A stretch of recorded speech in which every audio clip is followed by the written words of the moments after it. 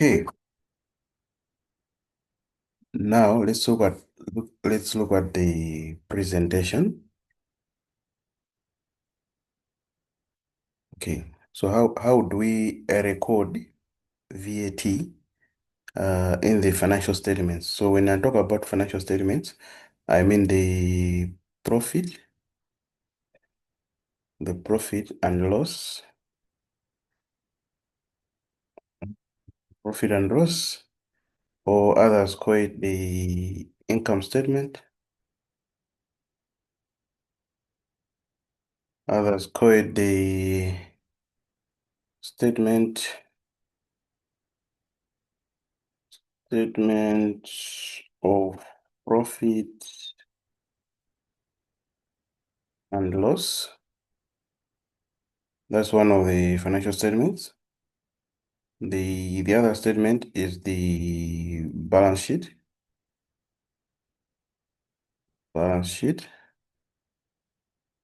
or the statement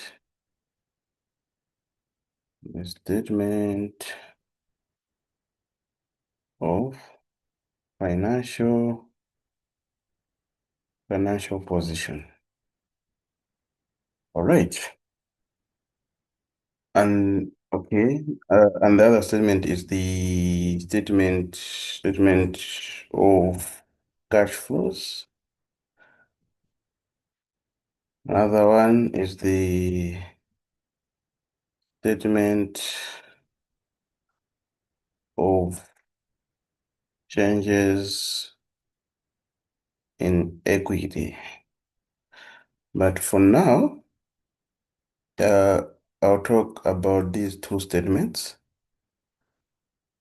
the statement of financial position and the statement of profit and loss, because these other statements drive their figures from these two statements.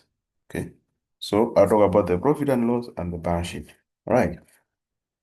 So number one, exempted businesses. Exempted businesses. Okay.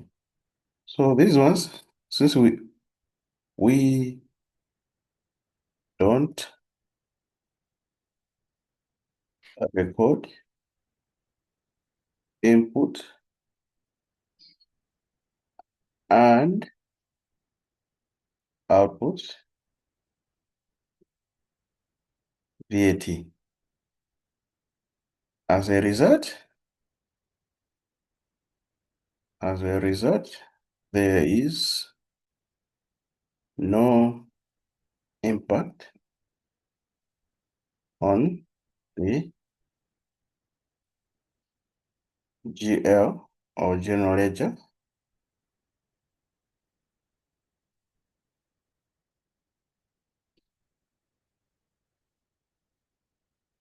Hence, no, no need to present them on the financial statements. Right. So for the exempted businesses, we don't have to do anything. Um, for the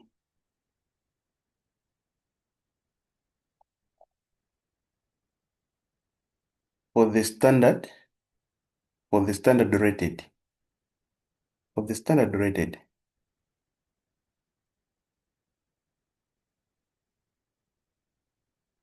Okay, these ones we record both input and output VAT. We record both. Hence, they have the impact on on the financial statements. Right. So um will it go to the profit and loss or will it go to the balance sheet? Okay, let's look at the purchases. Or let's just go to the area example. Okay. Suppose I'm purchasing, right? So when you're making the payment, that payment will be split into two. One is the VAT, and the other one is your purchases. So this VAT is not part of your purchases because you claim it from the uh, tax collecting body. As a result, this VAT is your what? Is your asset.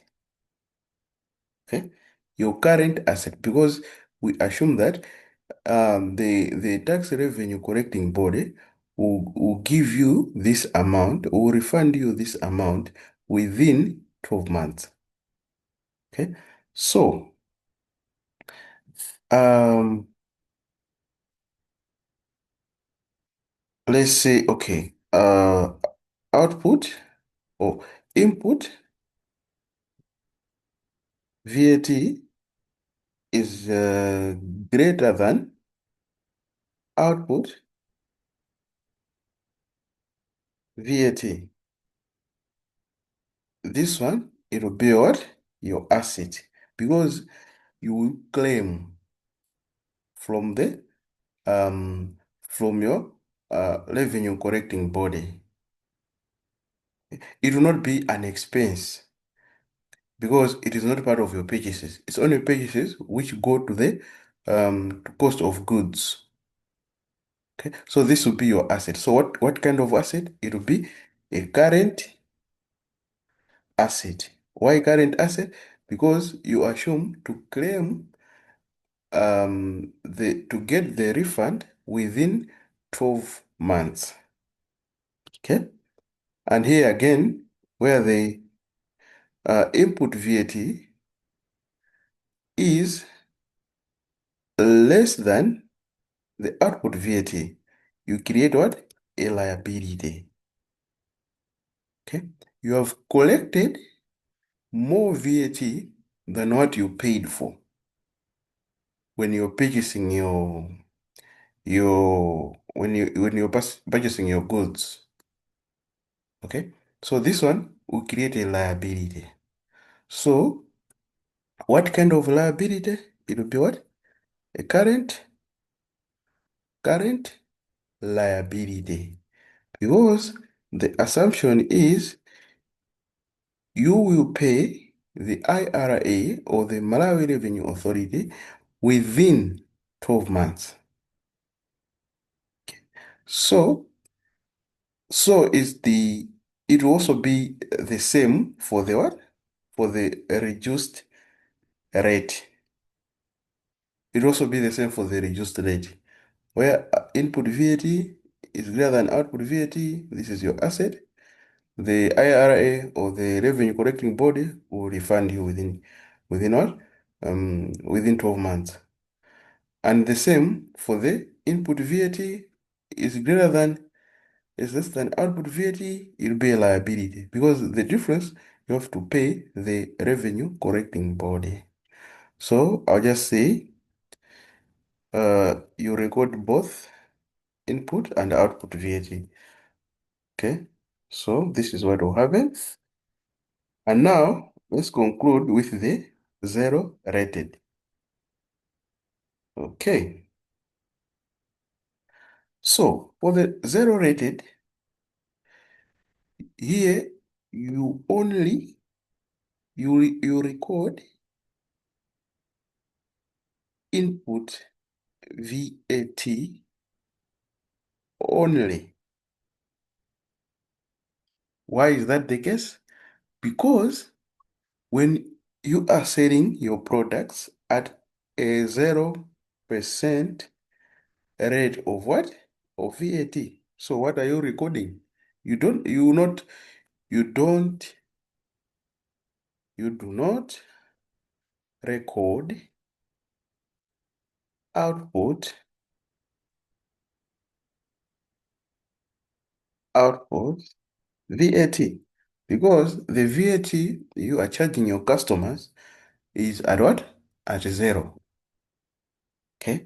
What will be the result? The result will be that you only have input VAT. So if you have input VAT, you have what? you have an asset. And what kind of asset is that? This is your current asset. Why is it a current asset? Because the assumption is that we're paying this, we're getting a refund from the revenue collecting body within what?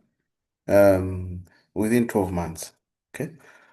So, here's how the presentation can look like. So you can have in your balance sheet, let's say you have current assets. Okay. So in the order of liquidity, you may have let's say you have receivables, other receivables or other non-trading receivables, receivables. Then there you have what? You have VAT receivable. And lastly, you have what? Cash or bank. Okay? So you have your current assets there. Let's say here you have $23,000, $43,000. Then you have $21,000. And there you have $70,000. Okay, so okay. So this is just an extract of your balance sheet. So we have your current assets there. So yeah, B, okay. Yeah. So this is the extract. Okay. This is the extract for the current assets. Right. Yeah, my interest was for me to show you uh, the VAT receivable. How is it presented on the balance sheet? Okay, all VAT transactions do not go to the profit and loss because when you're purchasing, VAT is not part of your purchases. And also when you are selling, VAT is not part of your revenue or sales because that money is not yours. You are collecting the money on behalf of the revenue collecting body. Revenue collecting body. Right. So let's look at the current liability, the extract. So for current liabilities,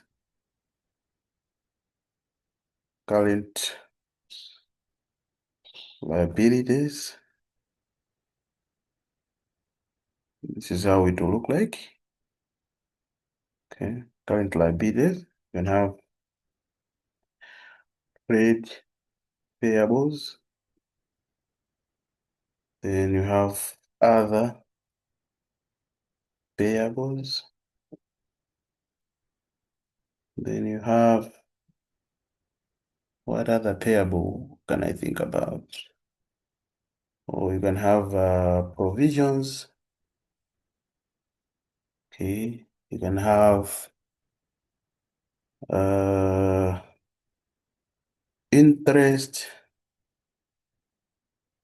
interest payable if you have not paid bank interest or interest on loans, which is due within the year.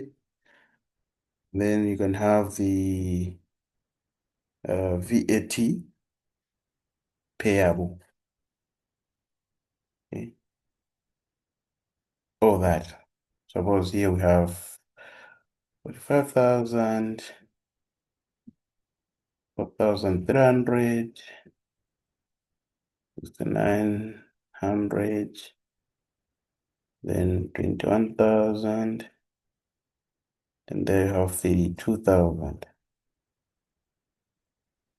Right. Let me format it. Let me format the data